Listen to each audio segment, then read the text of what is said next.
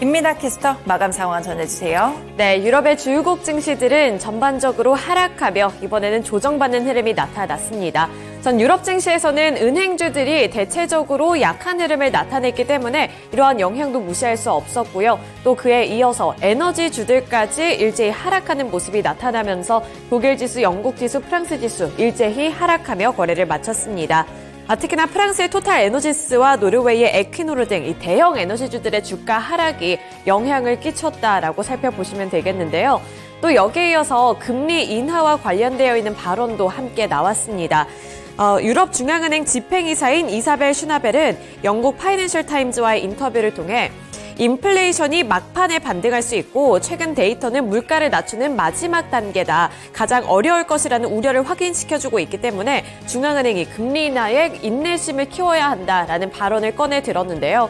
이러한 여파까지 미쳐지면서 독일 지수가 0.65%, 영국 지수가 0.68%, 프랑스의 까크 지수가 0.36% 하락하며 거래를 마쳤습니다. 네, 이어서 국제 유가도 확인해 보겠습니다.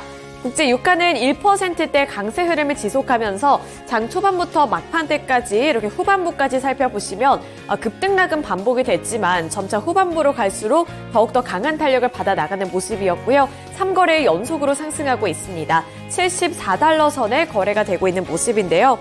국제 유가 같은 경우에는 이스라엘과 하마스 간의 휴전 가능성이 낮아졌기 때문에 이러한 여파로 인해서 국제 유가 다시 한번 치솟는 모습이 나타나고 있는 거고요.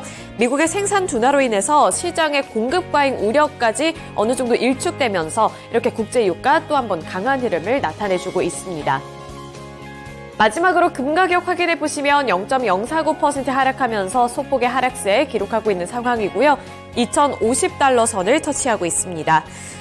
국채 금리가 소폭 상승한 가운데 이렇게 금 가격 같은 경우에는 소폭의 내림세가 기록됐다는 점도 참고해 보셔야겠습니다. 네, 이렇게 유럽 증시 마감 상황과 원자재 가격까지 알아봤는데요. 이어서 미국 증시는 어떻게 마감을 지었을지 미국 증시 마감 상황도 함께 알아보겠습니다. SH인베스트먼트 김선영 연구원입니다. 연구원님 안녕하세요. 예, 안녕하십니까. 네, 지난밤 뉴욕 증시는 어떻게 마감 지었을까요? 예, 기업 실적 호조와 미국의 무역 수지 적자가 3년 만에 최저 수준을 보였다는 뉴스로 뉴욕 증시가 연이틀 상승했던 가운데 지수별로는 다우지수가 0.4%, S&P 500은 0.8%, 나스닥이 0.95% 상승했던 반면 러셀 2000은 0.17%의 하락으로 거래를 마쳤습니다. 포드 자동차를 비롯해 우버 테크놀로지스, 로블록스 잉크, CBS 헬스가 일제 예상보다 높은 실적을 발표하면서 동종 업체들을 끌어올리며 시장 전반에 긍정적인 영향을 주었고, 상무부가 발표한 2023년 미국 무역 수지 적자가 7,734억 달러로 전년 대비 18.7%가 급감했다는 점도 후재였는데요. 이처럼 적자가 감소한 것은 상품 수지 적자가 10.3% 줄고 반면 서비스 수지 흑자는 24.3%가 증가한 2,882억 달러를 기록한 영향이었으며 이로써 미국의 GDP 대비 무역 수지 적자 비중은 2022년에 3.7%에서 2023년에는 2.8%로 감소하고 있습니다. 한편 폐장 후 발표된 대기업들의 실적 역시 대부분 예상을 상회하고 있는데요. 반도체 업체인 암홀딩스는 시장의 컨센서스를 크게 뛰어넘는 결과를 내놓으며 현재 시간 외 거래에서 23% 가까운 급등세를 보이고 있으며 다우지수의 구성 종목인 월트 디즈니 역시 개선된 실적 발표로 7.5% 급등하고 있는 반면 결제업체 페이팔은 다소 부진한 실적 전망을 내놓으면서 현재 2.5% 넘는 약세를 보이고 있습니다. 향후 미국의 모기지 금리가 하락할 것이라는 기대감이 커지면서 주택시장에 대한 미국 소비자들의 심리가 약 2년 만에 최고치를 기록했다는 소식입니다. 페니메의 월간 설문조사에 따르면 1월 주택 구매 심리 지수 HPSI 지수는 3.5포인트가 오른 70.7을 기록해 지난 2022년 3월 이후 가장 높은 수준을 기록했고, 이처럼 주택 심리 지수가 높아진 것은 고용 안정에 대한 자신감과 향후 금리가 낮아질 것이라는 기대가 커진 영향이라고 분석하고 있습니다. 1월 설문조사의 응답자 중 82%는 향후 12개월 안에 자신의 직업을 잃을 것으로 걱정하지 않는다고 답해 전달의 75%보다 늘어났고, 모기지 금리가 향후 12개월 안에 하락할 것이라는 답변 역시 36%를 기록했던 가운데, 하지만 소비자 중 17%만이 지금이 주택 구입에 좋은 시기라고 답한 것으로 알려지고 있습니다.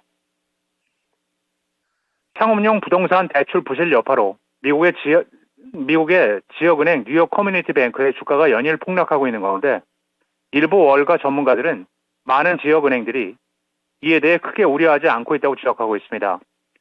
지역은행들이 상업용 부동산 관련 손실을 처리하기 위해 자금을 확보해 놨지만 그것만으로는 충분하지 않을 것이라는 경고이며, 애널리스트들은 지역은행들이 부동산과 관련한 미래 손실을 흡수하기 위해 올해 더 많은 충당금을 쌓아야 할 것이라고 전망하는 가운데, 증권사 모건 스탠리는 거의 모든 은행이 올해 충당금에 대해 지나치게 낮은 컨센서스를 보이고 있다고 말했고, 웨드부시 증권 역시 업계 전반에 걸쳐 충당금이 증가할 것으로 전망하면서 결국 투자자와 전문가들이 우려하는 것은 규제 당국이 은행에 충당금을 쌓도록 강요할지의 여부라면서, 일부 외신들은 미국 총학감독청이 뉴욕은행에 대해 상업용 부동산 대출이 부실하다면 배당금을 삭감하라고 더 많은 자금을 확보하라 압박했다고 보도한 바 있었습니다.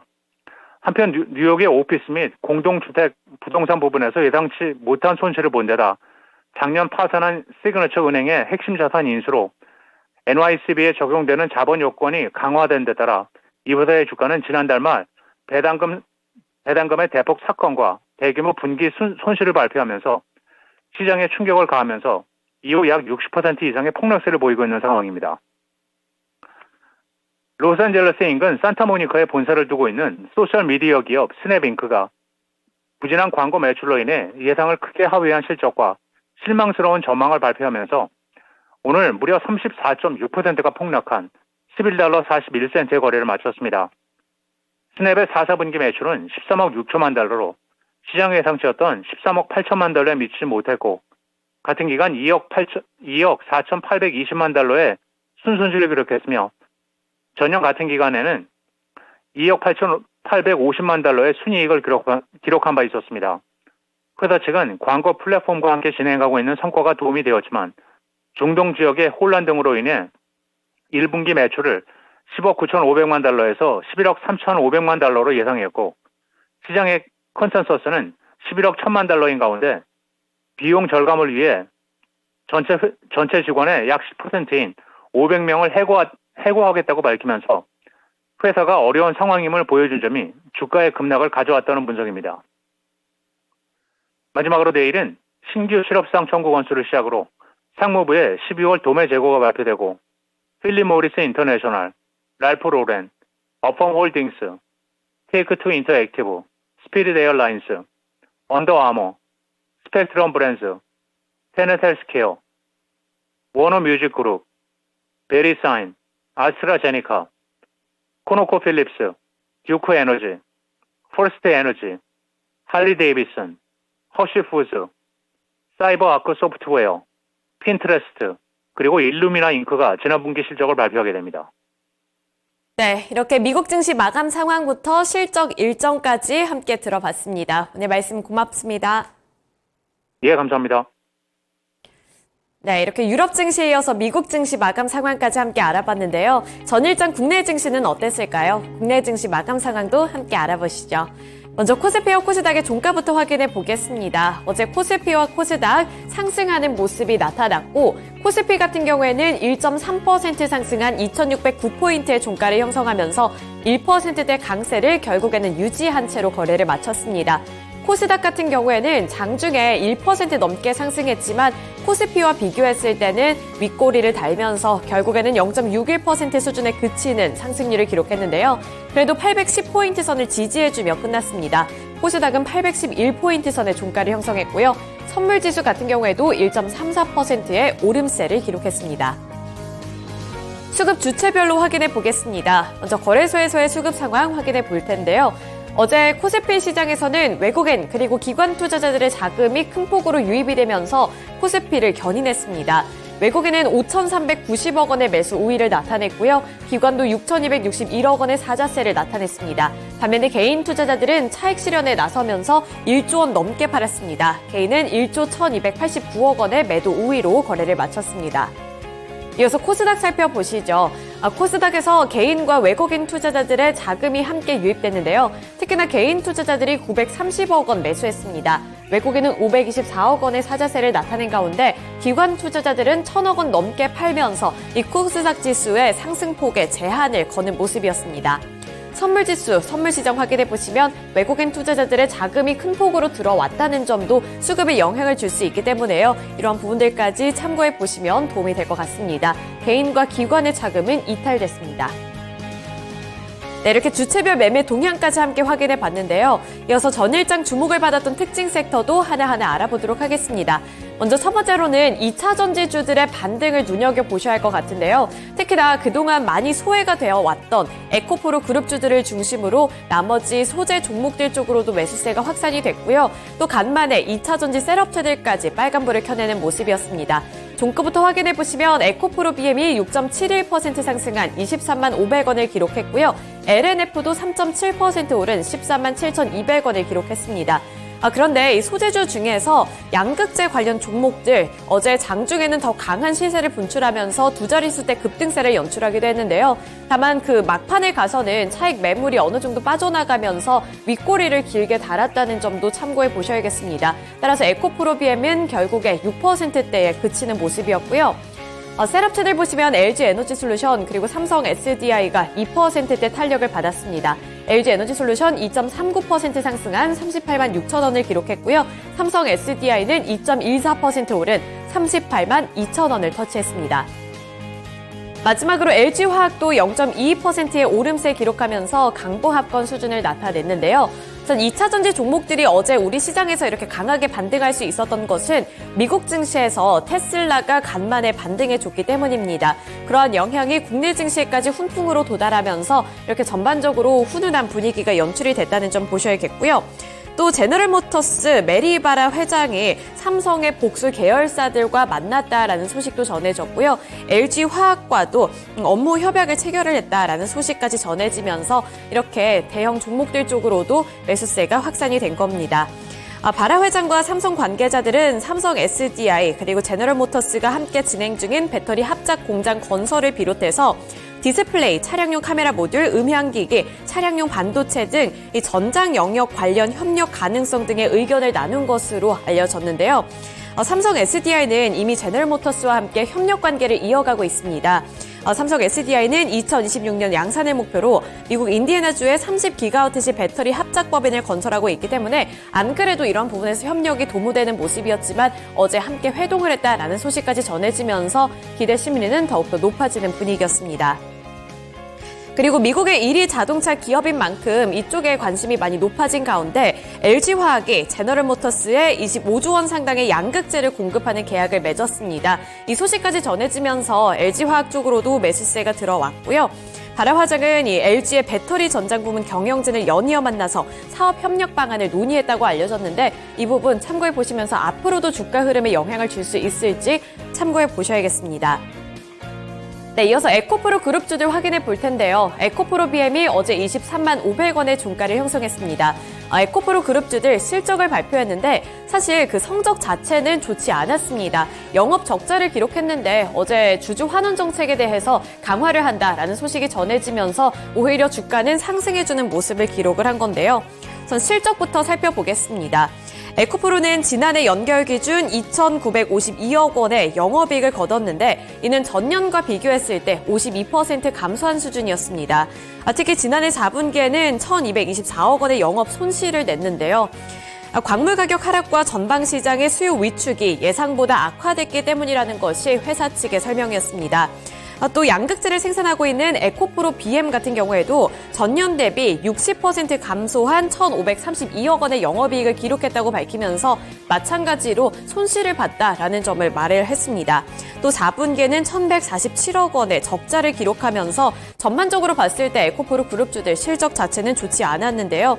하지만 주주 환원 재고 가치를 제고하기 위해서 유가증권 시장 이전을 검토하고 있다라는 발언이 컨퍼런스 콜에서 나왔고요. 또 액면 분할 이슈까지 거론이 되면서 이렇게 에코프로 그룹주들 쪽으로 매수세가 확산이 됐습니다. 다만 좀 아쉬웠던 점은 장 초반에는 더욱더 강했는데 마지막으로 가면서 탄력이 둔화되었다는 점은 고려하셔야겠습니다. 네, 이어서 다음 특징 섹터 확인해 보겠습니다. 다음으로도 실적에 영향을 받았던 서현 그룹주들 확인해 볼 텐데요. 이 서현 그룹주들은 호실적을 기록하면서 그 전날 시간의 거래에서도 강한 흐름을 기록했습니다. 그런데 어제 개장 직후부터 정규장에서도 강세를 기록해 나가는 모습이었는데요. 서현이 26.05% 상승한 11,710원을 기록했고요. 서현탄메탈이 8.8%, 서현이화가 2.73% 상승했습니다. 실적을 마찬가지로 눈여겨보셔야겠는데요. 서현은 지난해 연결 기준 영업이익이 전년과 비교했을 때 35.7% 증가한 2,559억 7,566만 원으로 집계됐다고 공시했고요. 매출은 전년보다 24% 늘어난 4조 322억 7,781만 원, 순이익은 93.9% 증가한 1,922억 8,467만 원을 기록했다고 밝혔습니다. 또 서현 이화의 당기 순이익 같은 경우 전년보다 무려 139.9% 증가했는데요. 1,451억 원을 기록한 가운데 영업이익은 전년 대비 27.3% 늘어난 1,918억 원으로 집계됐다고 밝혔습니다. 이에 따라서 서현 이화를 비롯한 서현 그룹주들 어제 상승하며 거래를 마쳤습니다. 네, 이어서 마지막 섹터 확인해 보겠습니다. 마지막으로는 HMM 인수 무산 소식을 확인해 보셔야겠는데요. 이슈에 따라서 희비가 교차되는 모습이 나타났습니다. 우선 하림 그룹주들이 어제 좀 약한 모습을 나타냈는데 하림 지주는 1.39%로 소폭 상승하며 거래를 마쳤고요. 하림 같은 경우에 급락했습니다. 16% 넘게 하락했고요. 페노션 같은 경우에는 21% 넘게 급등하면서 오히려 환호를 외치는 모습이었는데요. 전 HMM 메가 협상 이 부분이 결렬이 됐다라는 소식 확인해 보셨을 겁니다. 하림과 HMM의 메가 협상이 결렬이 됐다 하면서 하림 그룹주들은 어제 상대적으로 약한 흐름을 기록을 했지만 페노션 쪽으로는 매수세가 들어왔는데요. 이 협상 결렬에 따라서 유상증자 우려감이 해소됐다는 분석과 함께 페노션이 어제 20% 넘게 급등했습니다. 네, 이렇게 전일장 주목을 받았던 특징 섹터까지 함께 알아봤고요. 지금까지 글로벌 증시 마감 시황이었습니다.